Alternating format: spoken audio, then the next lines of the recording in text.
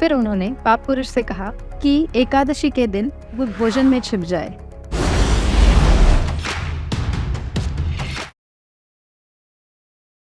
भगवान विष्णु इस ब्रह्मांड के पालक हैं। उन्होंने एक पाप पुरुष की निर्मित की ताकि धरती पर के सभी पापी लोगों को सजा दी जा सके। पाप पुरुष अपने कार्य में बहुत व्यस्त रहता था। वो किसी भी गुनाह के लिए लोगों को नरक में भेज देता था। अब समस्या थी कि नरक पापी लोगों से भरा हुआ था। नरक के शासक यमराज पापी लोगों की बड़ी संख्या से परेशान थे। उन्हें इन पापी लोगों को दंडित करने के काम में सदा व्यस्त रहना पड़ता था। जब विष्णु ने देखा कि इतने सारे लोग अपने पापों की सजा भुगत रहे हैं तो उनके मन को बड़ा दुख हुआ। उन लोगों के प्रति उनके मन के अंदर बड़ी कोमलता थी। उनके दर्द को देखकर उन्हें बहुत चिंता हुई। उनकी दया इतनी बढ़ गई कि उनके सामने एक देवी प्रकट हुई। जब भगवान विष्णु ने उनसे पूछा कि वो कौन है, तो देवी ने कहा कि वो भगवान की दयालु ऊर्जा है जो एक देवी के रूप में प्रकट हुई है।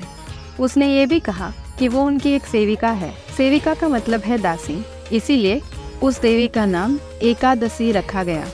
देवी एकादशी ने उन्हें आश्वस्त किया कि जो भी विष्णु का नामस्मरण करता है और उनकी पूजा करता है वो उसे नरक की सजा से बचाएगी।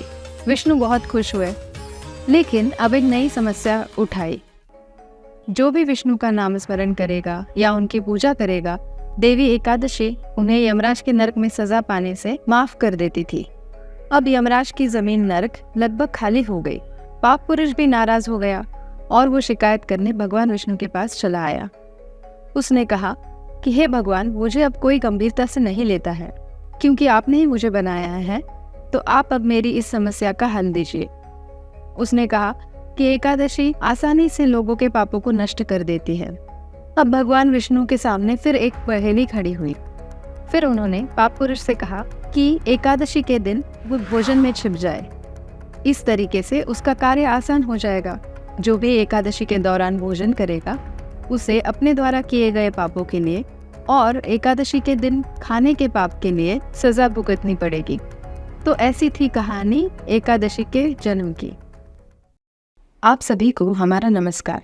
भारता टेल्स के चैनल पर आपका बहुत बहुत स्वागत। कृपया चैनल को सब्सक्राइब कीजिए और बेल आइकन दबा दीजिए ताकि हमारे आगे की रोचक और अद्भुत कहानियों की जानकारी आपको सबसे पहले मिले।